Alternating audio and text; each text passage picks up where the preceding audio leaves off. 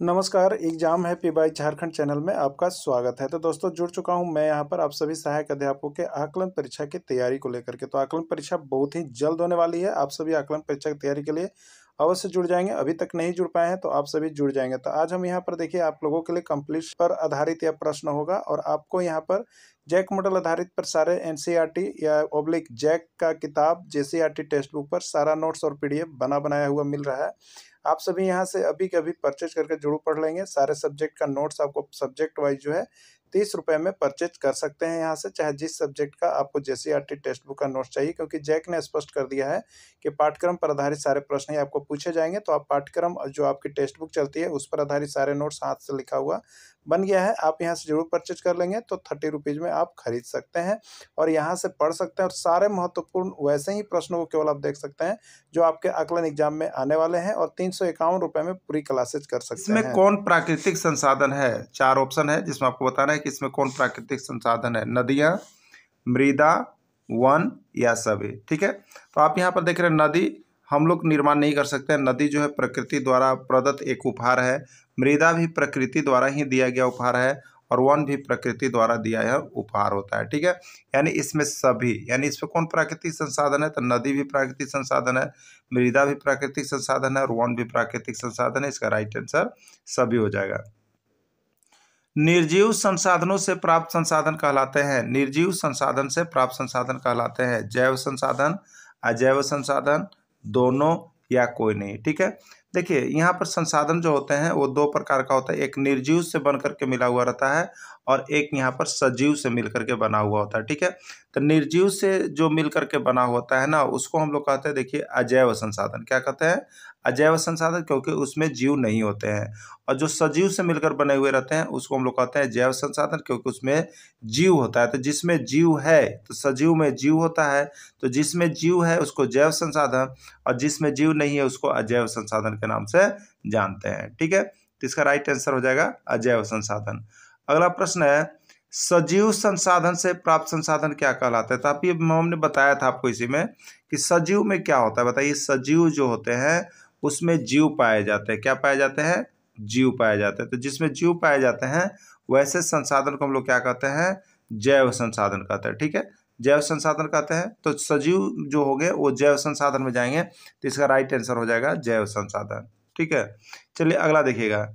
इसमें कौन अजैव संसाधन का उदाहरण है? आपको बताना है कि इसमें कौन अजैव संसाधन का उदाहरण है। मृदा, चट्टान, हवा या सभी। तो देखिए इसमें क्या है, ये सभी निर्जीव चीजें हैं। क्या है आपका? निर्जीव है।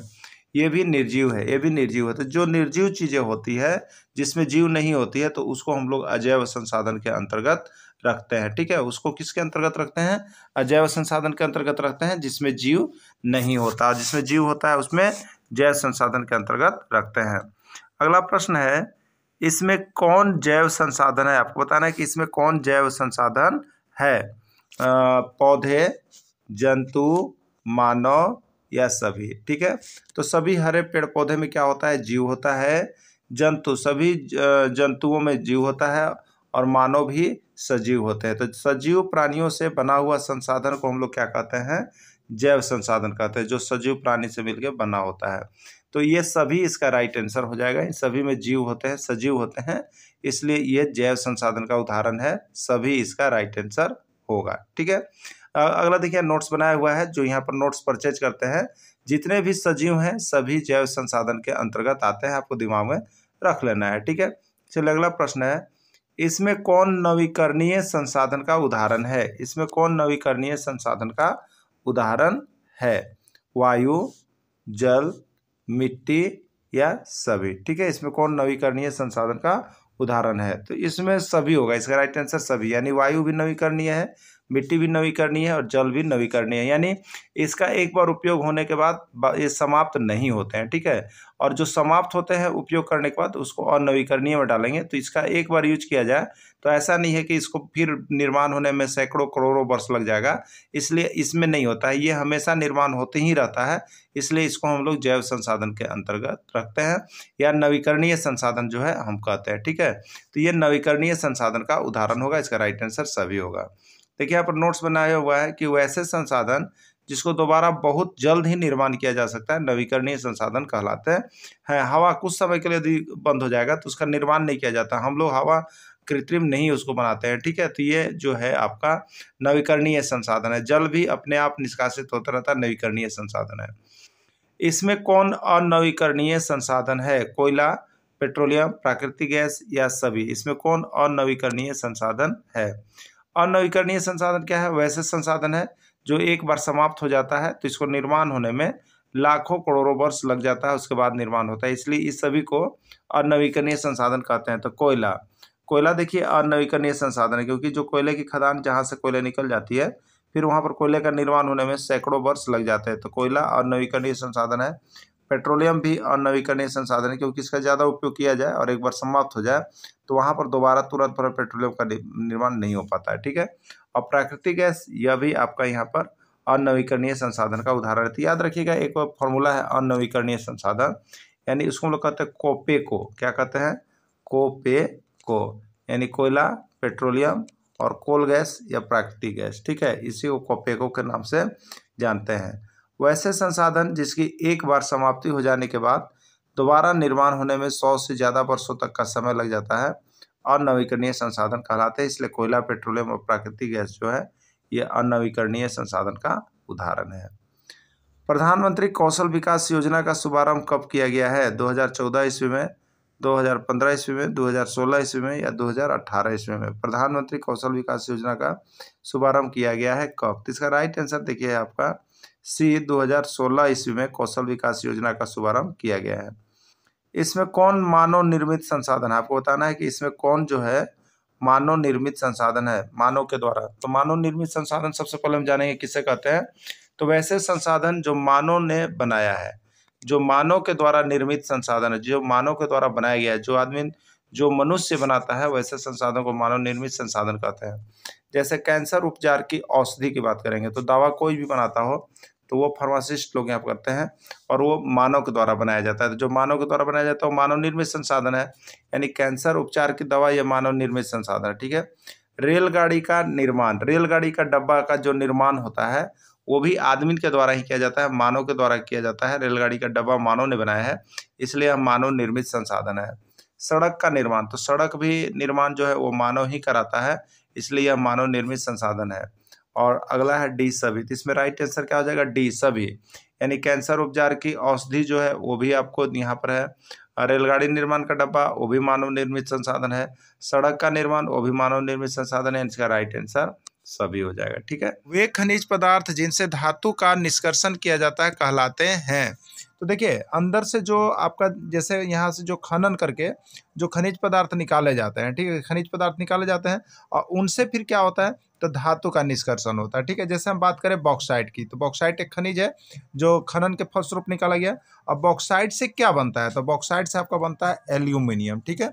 तो ये वे खनिज पदार्थ जिनसे धातु का निष्कर्षण किया जाता है, तो ये धातु था बॉक्साइट, अब इससे निष्कर्षण किया जाता है, इसको क्या कहेंगे? तो अयस्क कहते हैं। क्या कहते हैं? अयस्क कहते हैं। जिनसे खनिज पदार्थ से धातु का निष्कर्षण होता है उनको अयस्क कहते हैं। यानी बॉक्साइट, यह एल्युमिनियम का एक अयस्क कौन है? बॉक्साइट है। एल्युमिनियम का एक अयस्क का नाम बताने के लिए कहा जाएगा तो आपको कहेंगे बॉक्साइट, क्योंकि बॉक्साइट से ही एल्युमिनियम का निष्कर्षण होता है। तो जिस धातु खनिज पदार्थ से धातु का निष्कर्षण होता है उसको हम लोग अयस्क कहते हैं, ठीक है। चलिए अगला देखते हैं। जिस धात्विक खनिज में लौह अंश की प्रधानता होती है उसको क्या कहते हैं? तो कुछ धातु खनिज ऐसे हैं जिनमें लोहा का प्रधानता पाया जाता है, तो उसको क्या कहते हैं? लौह धात्विक खनिज, अलौह धात्विक खनिज, धात्विक खनिज या कोई नहीं, ठीक है। तो जिस धात्विक खनिज में लोहे की प्रधानता पाई जाएगी तो उसको हम लोग देखिए कहेंगे लौह धात्विक खनिज, उसमें लोहा का प्रधानता होगा। इसमें कौन धात्विक खनिज का उदाहरण है? धात्विक खनिज कहने का मतलब धातु खनिज ना, वैसा खनिज जिसे धातु निकलते हैं। धातु में कौन कौन है? तो सोना है, चांदी है, लोहा, ये सभी धातु है, इसलिए इसको धात्विक खनिज के अंतर्गत हम लोग रखेंगे। तो जो धातु होते हैं उसको धात्विक खनिज के अंतर्गत रखते हैं, तो इसका राइट आंसर सभी हो जाएगा। इसमें कौन अधात्विक खनिज का उदाहरण है? तो वैसे खनिज जो अधातु है, खनिज यानी जो खान के अंदर से निकल रहा है वो तो खनिज है ही, लेकिन अगर वो अधातु आप निकाल रहे हैं तो अधात्विक खनिज होगा। जैसे चूना पत्थर है, अबरक है, जिप्सम है, ये सभी अधातु है। ठीक है, ये सभी क्या है? अधातु है। तो अधातु वाले खनिज को क्या कहेंगे? अधात्विक खनिज के नाम से हम लोग जानेंगे। ठीक है, विश्व का सबसे बड़ा कोयला उत्पादक देश है। आपको बताना है कि विश्व का सबसे बड़ा कोयला उत्पादक देश कौन है? चीन है, भारत है, ईरान है या इराक है। ठीक है, तो विश्व का सबसे बड़ा कोयला उत्पादक देश जो आपका हो जाएगा यहाँ पर, वो चीन को माना जाता है। किसको माना जाता है? चीन को माना जाता है। विश्व का तीसरा सबसे बड़ा कोयला उत्पादक देश कौन है? चीन है, भारत है, ब्राजील है या ईरान है। ठीक है, तो विश्व का तीसरा सबसे बड़ा कोयला उत्पादक देश जो होगा वो आपका देखिए यहाँ पर भारत का स्थान आता है। सिटी ऑफ गोल्ड के नाम से किसको जाना जाता है? सिटी ऑफ गोल्ड या इसी को कहते हैं इगोली, बहुत बार आया है। सिटी ऑफ गोल्ड या इसी को कहते हैं इगोली के नाम से किसको जाना जाता है? यूरोप को, अफ्रीका को, दक्षिण अफ्रीका को या कोई नहीं। ठीक है, तो देखिए यहाँ पर सिटी ऑफ गोल्ड के नाम से दक्षिण अफ्रीका को जाना जाता है, क्योंकि दक्षिण अफ्रीका में इसकी खान जो है बहुत ही मशहूर है। देखिए अपन नोट्स बनाया हुआ है, दक्षिण अफ्रीका का जोहान्सबर्ग, जिसको इगोली अर्थात सिटी ऑफ गोल्ड ये जाना जाता है। दक्षिण अफ्रीका का जोहान्सबर्ग जो है वहाँ इगोली अर्थात सिटी ऑफ गोल्ड के नाम से इसको जाना जाता है। दक्षिण अफ्रीका का किम्बरले खान किसके उत्पादन के लिए प्रसिद्ध है? सोना, चांदी, हीरा या मोती। तो दक्षिण अफ्रीका का किम्बरले खान जो है वो आपका यहाँ पर जो प्रसिद्ध है वो हीरा के लिए है। ठीक है, विश्व का सबसे बड़ा बॉक्साइट उत्पादक देश है? एशिया, ऑस्ट्रेलिया, यूरोप या कोई नहीं। तो इसका राइट आंसर है ऑस्ट्रेलिया विश्व का सबसे बड़ा उत्पादक देश होगा। बॉक्साइट अयस्क से किस धातु का निष्कर्षण होता है? अभी हमने बताया था बॉक्साइट जो है मेरा अयस्क है वो, क्योंकि इससे निष्कर्षण होता है किसका? तो बॉक्साइट से जो होता है एल्युमिनियम धातु का निष्कर्षण होता है, यानी बॉक्साइट से एल्युमिनियम की प्राप्ति होती है। इसका राइट आंसर देखिए आपका सी होगा। अब दोस्तों आपको बताते चले, यहाँ पर देखिए जैक स्पष्ट कर दिया है आपका टेक्स्ट बुक से प्रश्न होगा, और टेक्स्ट बुक पर आधारित सारे प्रश्न हम आपको यहाँ पर डेली प्रोवाइड कर रहे हैं, जो कि आपको चैप्टर वाइज है। तो आप कभी भी यहाँ पर संकोच नहीं करेंगे, मोबाइल नंबर दिया हुआ उस पर संपर्क करेंगे और यहीं से 101% आपका प्रश्न भिड़ेगा, क्योंकि जैक से पूरी बातें क्लियर हो गई है। भारत में लौह अयस्क किस जिले में स्थित है? पश्चिमी सिंहभूम, कोडरमा, धनबाद या कोई नहीं। तो भारत में लौह अयस्क जो है वो कहाँ पर प्रसिद्ध है? तो यहाँ पर आपको पश्चिमी सिंहभूम में ज़्यादा मिलता है। तो पश्चिमी सिंहभूम का कौन भाग है? तो गोवा है, नोवामुंडी है, जामदा है, किरीबुरू प्रमुख जो है खनन केंद्र है। झारखंड में बॉक्साइट का उत्पादन किस जिला में होता है? यहाँ पर जो ऑप्शन दिया गया है उसके अनुसार आपको बताना है कि झारखंड में बॉक्साइट का उत्पादन किस जिला में होता है। तो देखिए लोहरदगा दिया हुआ है, पलामू दिया हुआ है, गढ़वा दिया हुआ है या कोई नहीं। ठीक है, तो झारखंड में अगर इस ऑप्शन को देखेंगे तो यहाँ पर बॉक्साइट का उत्पादन जो होता है वो आपका लोहरदगा जिला में होता है। ठीक है, अगला है झारखंड में अबरक उत्पादन में कौन प्रसिद्ध है? अग्रणी जिला। ठीक, आपको बता दें यह प्रश्न 1001 बार आया हुआ है अबरक उत्पादन के लिए झारखंड में, तो याद रखिएगा। कोडरमा है, गिरिडीह है, हजारीबाग है या आपका आंसर है पलामू। ठीक है, ऑप्शन है पलामू। तो क्या होगा? झारखंड में अबरक का उत्पादन कौन जिला अग्रणी है?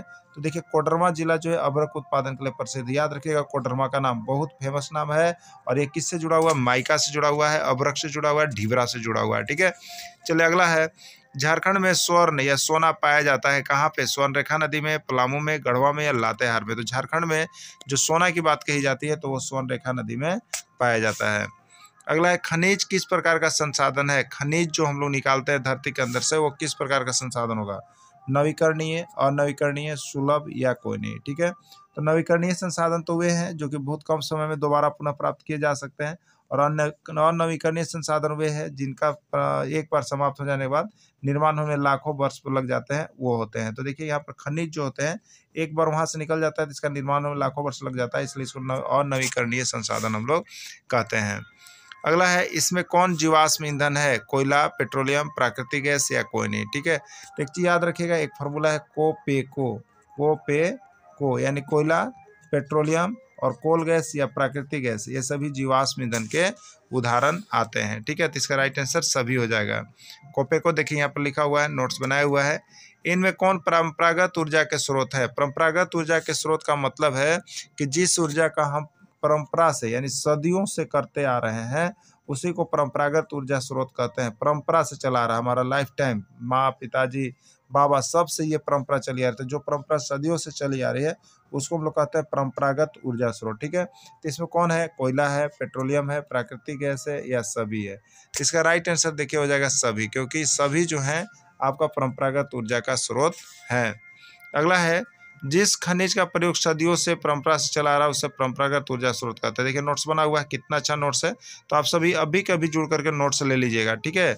ऑनलाइन आपको मिल जाएगा और वहाँ से पढ़ लीजिएगा।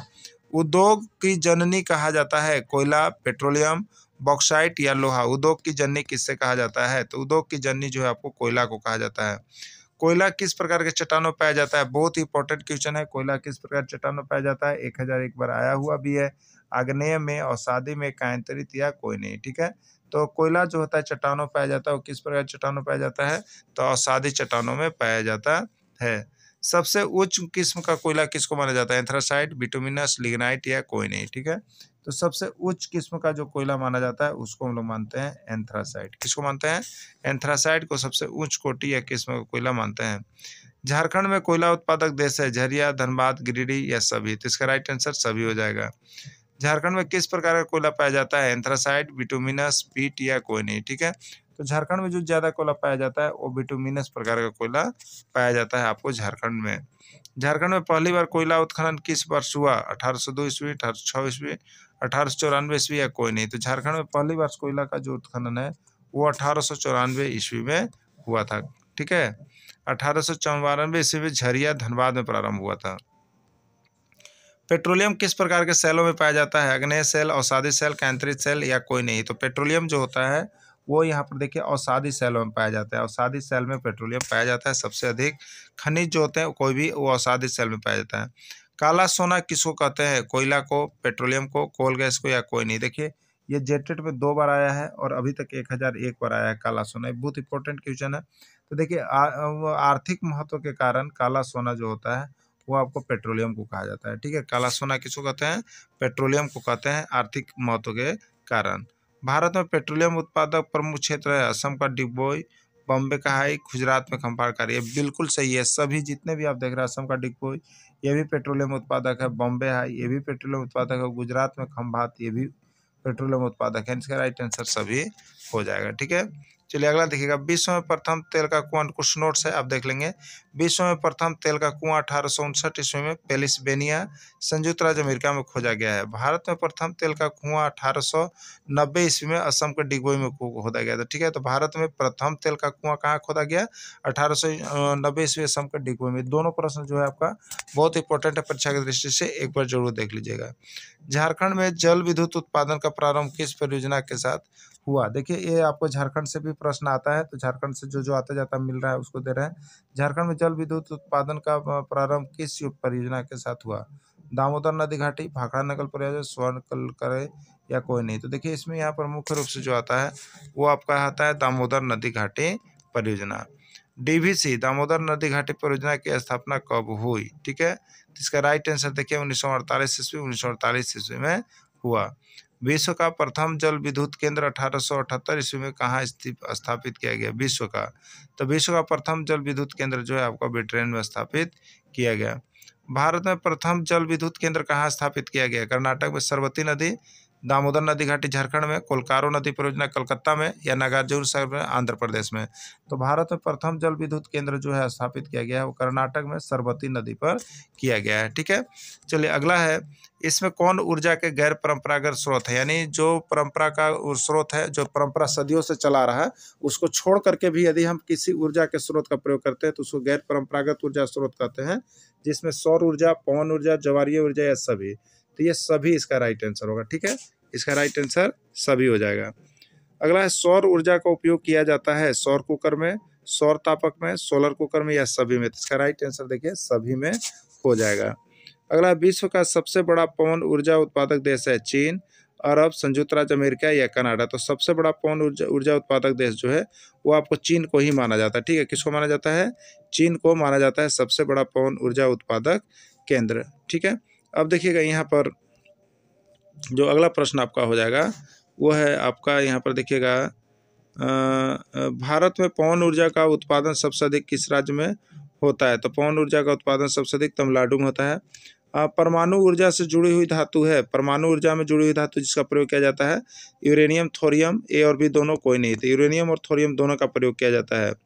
भारत में यूरेनियम का भंडार किस राज्य में पाया जाता है? राजस्थान में, झारखंड में, ए और बी दोनों या कोई नहीं। तो भारत में जो यूरेनियम पाया जाता है ना, यूरेनियम, वो राजस्थान में पाया जाता है और झारखंड में भी पाया जाता है, यानी ए और बी दोनों इसका राइट आंसर हो जाएगा, सी इसका राइट आंसर होगा।